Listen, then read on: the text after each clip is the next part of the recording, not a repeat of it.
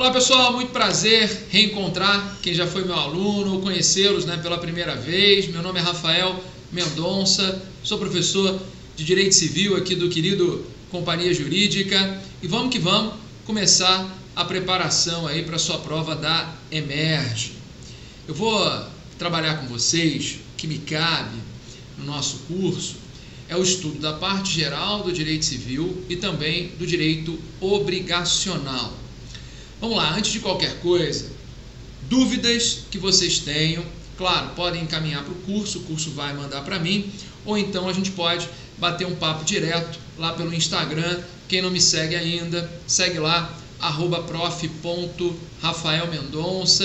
Eu sempre estou postando conteúdo de direito civil e mais importante é por lá que a gente vai bater um papo sobre as dúvidas que você pode vir a ter, não só da aula, mas qualquer dúvida envolvendo o direito civil, estou aí super à disposição para te ajudar, beleza?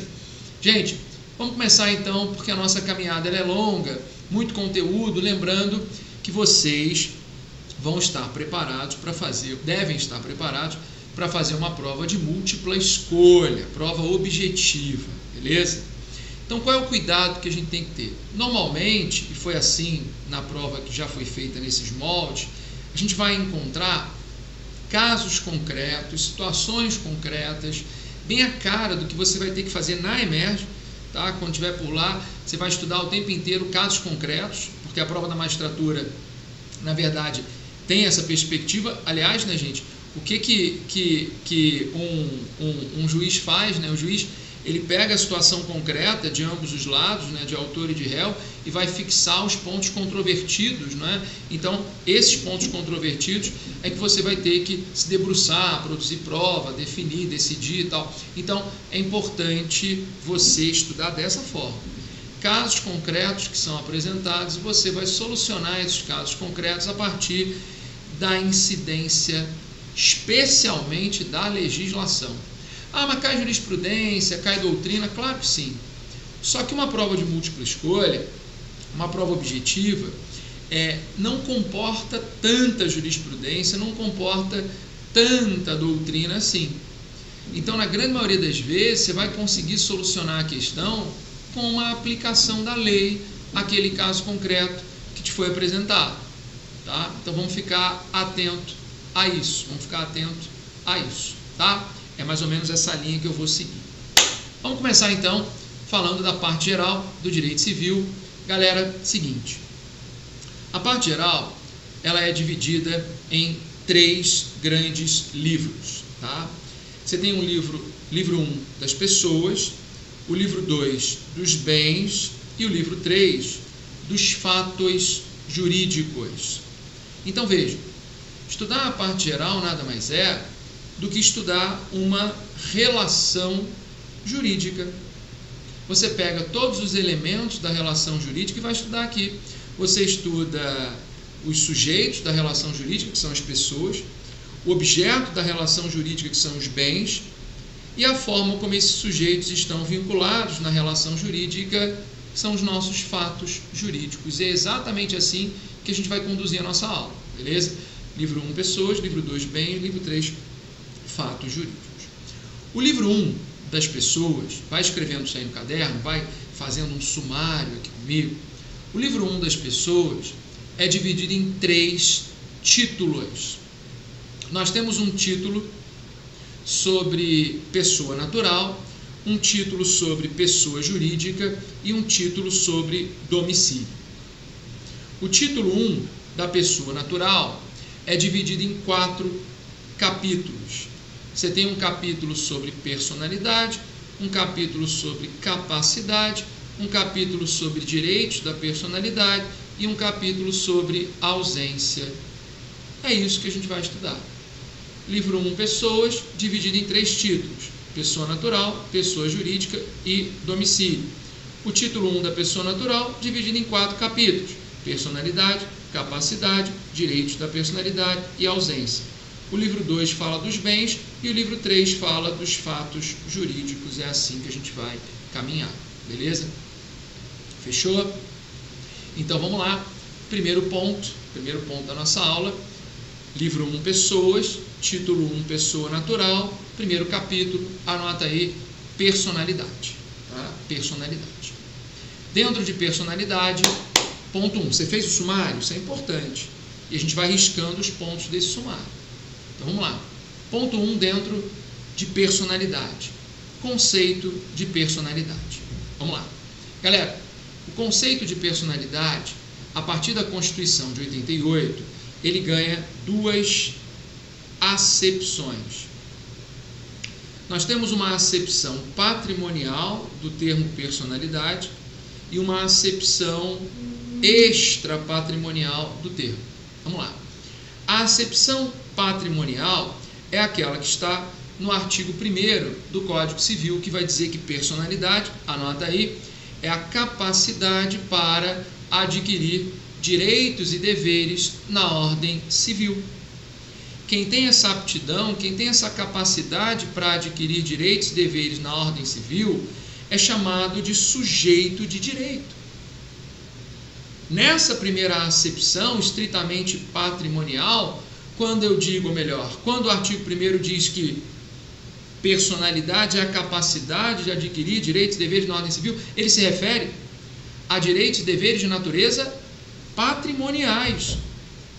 Vejam, é a capacidade que eu tenho de ser credor, devedor, alienante, adquirente, comprador, vendedor, doador, donatário. Então, nessa primeira acepção, personalidade é a capacidade de adquirir direitos e deveres de natureza patrimoniais. Beleza? Com a Constituição de 88, o termo personalidade ganha uma outra acepção, que a gente chama de acepção extrapatrimonial.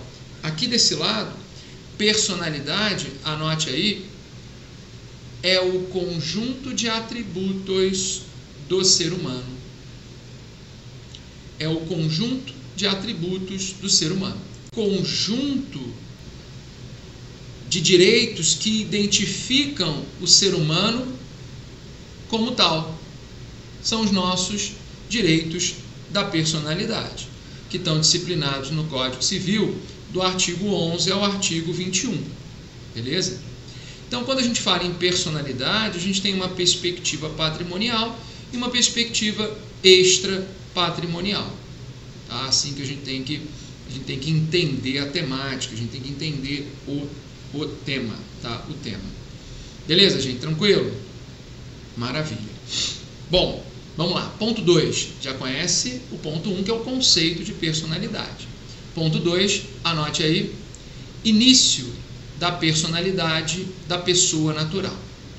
Gente, sobre o início da personalidade, nós temos duas teorias que importam para a sua prova, tá? Vamos lá.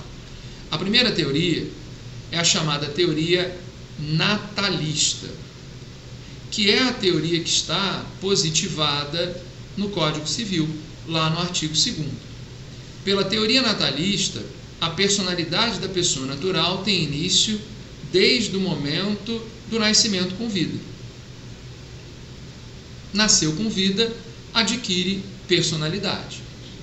Agora, de que personalidade, já que você conhece as duas acepções do termo, de que personalidade a teoria natalista se refere?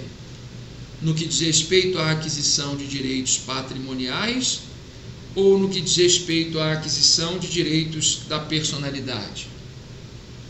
Qual das acepções do termo personalidade tem início desde o momento do nascimento com vida? Para a teoria natalista, ambas as acepções. Então, é no nascimento com vida que se adquire personalidade, tanto no viés patrimonial quanto no extrapatrimonial. Então, nasceu com vida, você tem direito de adquirir, você tem personalidade, você tem a capacidade de adquirir direitos e deveres patrimoniais e você adquiriu também direitos da personalidade. Agora, qual é a crítica que se faz à teoria natalista? A crítica, galera, está na segunda parte do artigo 2º, que vai dizer o seguinte. Beleza, o artigo 2º do Código Civil vai lá, né? A personalidade da pessoa natural tem início desde o momento da concepção.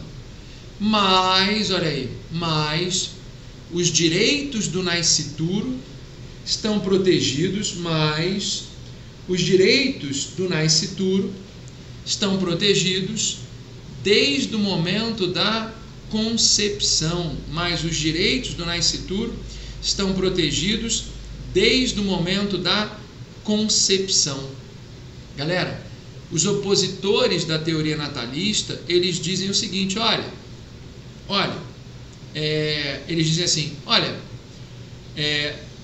se o nascituro, ou seja, o embrião no ventre materno, ele tem direito desde o momento da concepção, só pode ter direito quem é pessoa, só pode ter direito quem tem personalidade. Então, teóricos natalistas, o nascituro tem personalidade, o embrião no ventre materno tem personalidade. Se ele tem direito desde a concepção, qual é a resposta que os natalistas dão para esses críticos, né? Eles dizem o seguinte, não, peraí. O embrião no ventre materno, o nosso nascituro, ele não tem direito. O artigo 2º não deixou isso muito claro. Ele tem mera expectativa de direito. Então, pela teoria natalista, a construção é essa. A personalidade da pessoa natural tem início no nascimento com vida, tanto para a aquisição de direitos patrimoniais, quanto para a aquisição de direitos da personalidade. Nome, corpo, imagem, honra, moral, aquele papo todo. E o nascituro, ou seja, o embrião no ventre materno, ele tem mera expectativa de direito. Ele precisa nascer com vida para consolidar todos os direitos. Então vejam, pela construção da teoria natalista, eu posso fazer uma doação em favor de um nascituro? Posso. Tanto que o artigo 542 autoriza a doação em favor de nascituro. Só que essa doação é um negócio jurídico condicional. Vocês lembram que é uma condição? Condição é um evento futuro e incerto. Qual é o evento futuro e incerto que nós nos referimos aqui? O nascimento com vida. Então, se eu faço a doação de um apartamento para um nascituro, ele só vai adquirir o direito a esse apartamento se nascer com vida. Se não nasceu com vida, aquela doação vai caducar, aquela doação não vai produzir efeito e o patrimônio será mantido e a propriedade do bem será mantida no meu nome. Beleza? Então, o nascituro tem mera expectativa de direito. Qual é a segunda? Essa é a teoria do Código Civil. Essa é a teoria do Código Civil e a doutrina clássica defende essa teoria. Qual é a segunda teoria, gente? Vocês conhecem, é a chamada teoria concepcionista. Pela teoria concepcionista, a personalidade da pessoa natural tem início desde o momento da concepção. Desde o momento da concepção. Beleza? Tranquilo? Agora, desde o momento da concepção. Então, quer dizer que o nascituro já titulariza personalidade. Mas, de qual acepção da personalidade nós estamos falando? Da acepção extrapatrimonial apenas. Então, desde o momento da concepção, o nascituro já titulariza, para a teoria concepcionista, direitos da personalidade. Agora, ele só poderá adquirir direitos de natureza patrimonial caso venha a nascer com vida. Então, para os direitos patrimoniais, o nascituro, até mesmo na teoria concepcionista, ele tem mera expectativa de direito. Ele tem mera expectativa de direito. Beleza? Tranquilo? No que diz respeito aos direitos da personalidade, desde a concepção. Então, olha que legal. Tanto a teoria natalista quanto a teoria concepcionista, para a aquisição de direitos patrimoniais, as teorias dizem a mesma coisa. O nascituro tem apenas expectativa de direito. Para você adquirir direitos patrimoniais, você tem que nascer com vida. Então, se eu faço a mesma pergunta para um teórico concepcionista, é possível fazer uma doação para um nascituro? Ele vai me responder a mesma coisa. Sim, é possível, mas é um negócio jurídico condicional. Esse negócio só produzirá efeito se ocorrer o nascimento com vida, se aquele evento futuro incerto, se aquela condição for implementada. Acabou. Beleza? As teorias, elas divergem, elas se diferenciam no que diz respeito à aquisição dos direitos da personalidade. No que diz respeito à aquisição dos direitos da personalidade. Para a teoria natalista, os direitos da personalidade dependem do nascimento com vida. Você só adquire se nascer com vida. Para os teóricos concepcionistas, você adquire desde o momento da concepção, ou seja, o nascituro já titulariza direitos da personalidade. A teoria concepcionista é a teoria utilizada na jurisprudência, STJ, STF, TJ do Rio. Por exemplo, o STJ e o TJ do Rio têm orientação consagrada no sentido de que o nascituro pode sofrer dano moral. Olha que questão legal para a prova. O nascituro pode sofrer dano moral? Pode. O que é o dano moral, gente? O dano moral é o dano que decorre da violação a um direito da personalidade. É o dano que decorre da violação a um direito da personalidade. Ora, se o nascituro pode sofrer dano moral, é porque ele já titulariza direitos da personalidade desde o momento da concepção. Essa é a teoria que a jurisprudência usa, beleza? Então, assim, se o seu examinador pergunta se o nascituro pode sofrer dano moral, em diversas formas ele pode afirmar isso, está correto. Agora, se ele pergunta, se ele faz menção a qual teoria utilizar, sem fazer referência à jurisprudência, vamos lembrar que a teoria que está adotada no Código Civil é a teoria natalista. Então, se cai na sua prova um assertivo que diz assim, olha, imagina que cai na tua prova uma afirmação que é a cópia do artigo 2º do Código Civil. Você vai dizer que aquilo está errado? Não.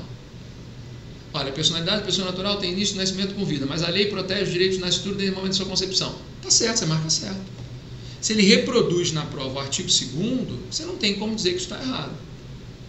Porque sempre numa prova objetiva, se o examinador não faz menção à jurisprudência, olha, de acordo com o STJ, de acordo com a jurisprudência dominante no Tribunal de Justiça do Rio, se ele não faz menção à jurisprudência, a gente tem que caminhar para a legislação, a gente tem que caminhar para a legislação.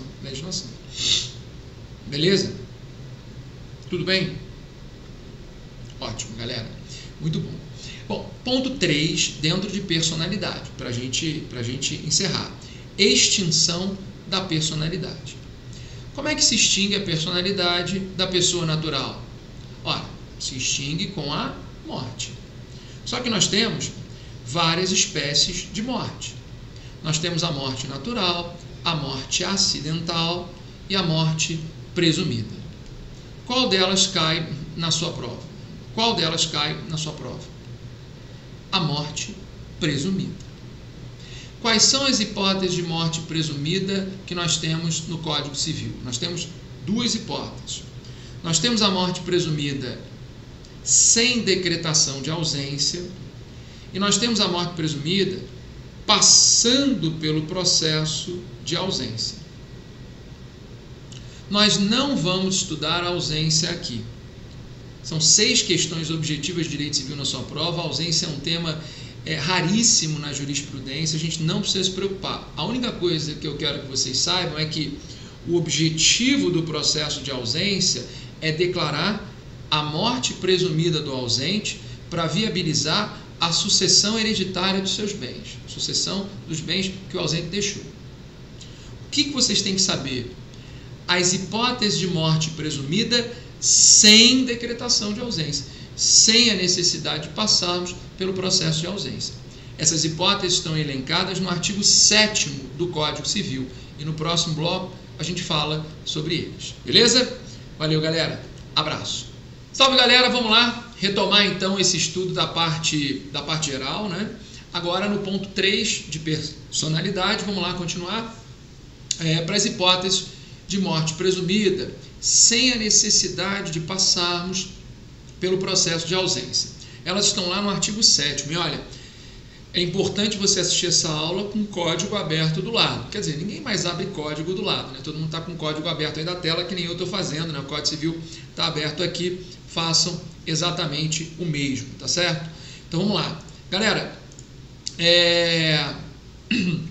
diz o artigo 7º que pode ser declarada a morte presumida sem passarmos pelo processo de ausência, 1. Se for extremamente provável a morte de quem estava em perigo de vida, e 2. Se alguém desaparecido em campanha ou feito prisioneiro não foi encontrado em até 2 anos após o término da guerra. Percebam, são hipóteses em que há uma probabilidade muito grande de morte. Então você não precisa inaugurar, já que você não achou o corpo, você não precisa inaugurar um processo de ausência. Para vocês terem uma ideia, o processo de ausência ele dura no mínimo 21 anos e meio. Só para você ter uma ideia. Então, quando é muito provável a morte daquela pessoa, vamos declarar a morte presumida com base no artigo 7º. Questão clássica de prova. Vamos lá. Imagina, o empresário sai aqui do Rio de Janeiro com o seu helicóptero, vai para uma reunião em São Paulo. No meio do caminho, o helicóptero explode, cai no meio do mar, ninguém acha o corpo. Não é muito provável a morte dele, que estava em perigo de vida? Sim, muito provável. Então, será que a gente precisa abrir um processo de ausência para declarar a morte presumida? Não, a gente pode declarar com base no artigo 7º. Pergunta: para declarar a morte presumida desse rapaz, basta um documento da empresa aérea dizendo que ele estava no voo, ou é necessário uma sentença? Galera, parágrafo único do artigo 7º. Declaração de morte presumida tem que ser declaração judicial. A gente precisa de uma sentença. Mais pergunta de prova. Essa sentença, ela tem que ser registrada ou averbada? E em que cartório? Bom, ninguém acha que é no RGI, né, gente? Todo mundo sabe que é no Registro Civil de Pessoas Naturais. Agora, é hipótese de registro ou averbação? Atenção, o registro é um primeiro ato. É como se você estivesse tirando a primeira foto daquele documento, beleza? Já a averbação é qualquer alteração realizada no registro, tá? Por que eu estou contando isso para vocês? Porque o artigo 9º do Código Civil traz para nós as hipóteses de registro, enquanto o artigo 10 traz para nós as hipóteses de averbação, 2 artigos importantíssimos para uma prova objetiva. Olha só o artigo 9º, inciso 4º. Vai dizer, sentença que declara a morte presumida tem que ser registrada no Registro Civil de Pessoas Naturais. A hipótese aqui é uma hipótese de registro, beleza? Então não confundam isso, tá? Uma coisa é a averbação, outra coisa é o registro. Porque muita gente pensa que você tem um registro de nascimento e uma averbação da sua morte. Não é verdade. Tá? Você tem 2 registros, um de nascimento e um de morte. Imagina, a sua morte não altera o seu nascimento, beleza? Então, atenção, isso cai e cai muito em prova. Múltipla escolha, então, ele coloca averbação quando é registro, registro quando é averbação. Então, vale a pena a leitura do artigo 9º e do artigo 10. Bom, galera, fechamos, então, o ponto personalidade, naquele nosso sumário, né? Que vimos no bloco anterior. Vamos quando vimos o conceito, início e extinção. Vamos para o ponto 2. Anote aí, capacidade. Ponto 1, espécies de capacidade. Galera, a capacidade, ela pode ser de direito, também conhecida como genérica, ou ela pode ser uma capacidade de fato, também conhecida como capacidade de exercício. Vamos lá. O que é a capacidade de direito, a capacidade genérica? O conceito de capacidade de direito, ele se confunde com o conceito de personalidade naquele viés patrimonial. Lembra que eu disse para vocês que personalidade é a capacidade de adquirir direitos e deveres na ordem civil? Lembram disso? Então vejam, que capacidade é essa que está inserida no conceito de personalidade? É uma capacidade de direito. Ponto. Os conceitos se confundem. Então, um recém-nascido de 2 dias, nasceu anteontem, ele tem personalidade? Tem. Nasceu com vida? Tem. Ele tem capacidade de direito? Tem, porque os conceitos eles se confundem.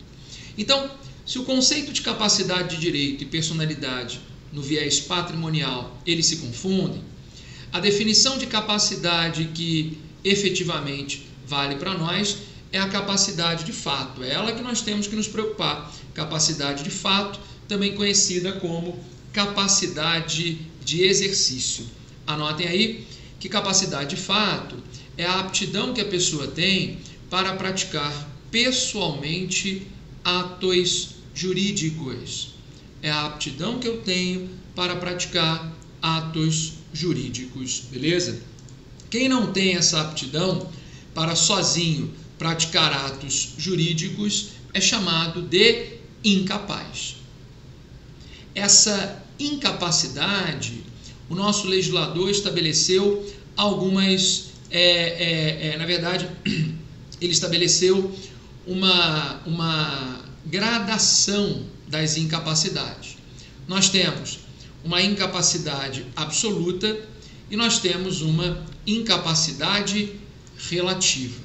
A pergunta que eu faço é, galera, o absolutamente incapaz, ele tem aptidão para sozinho praticar atos jurídicos? Não, mas ele pode praticá-los desde que esteja representado.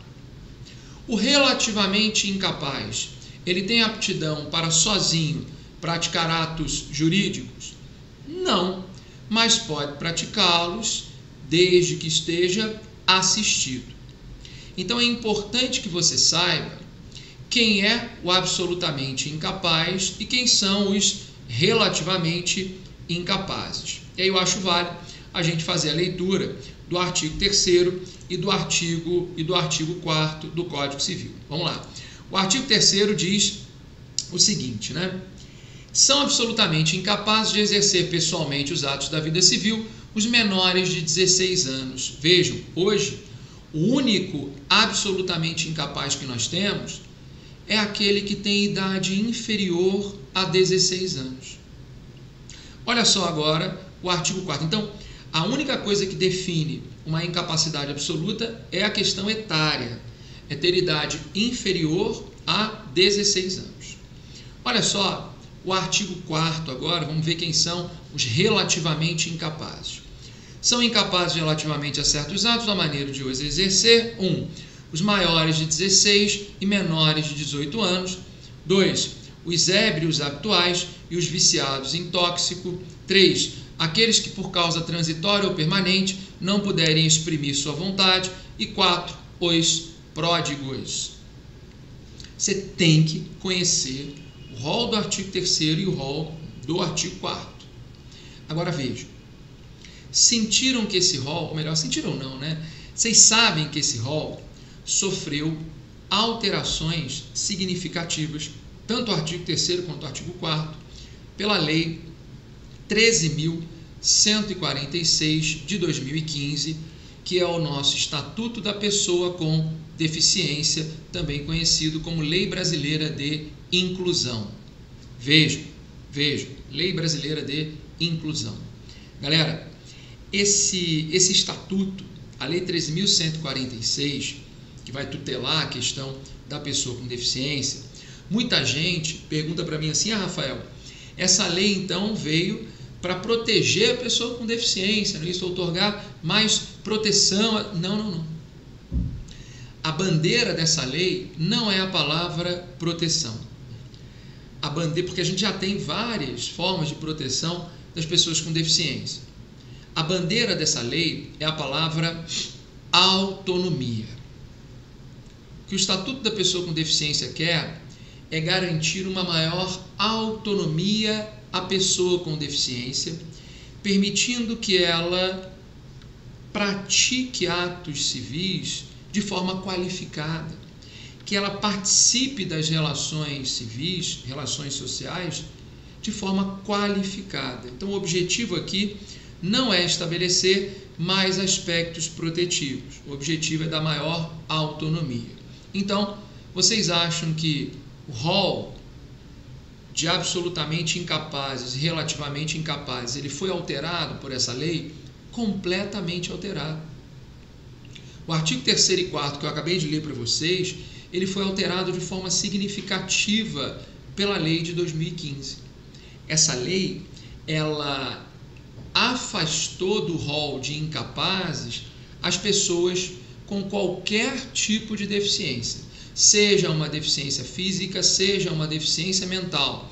Elas são plenamente capazes.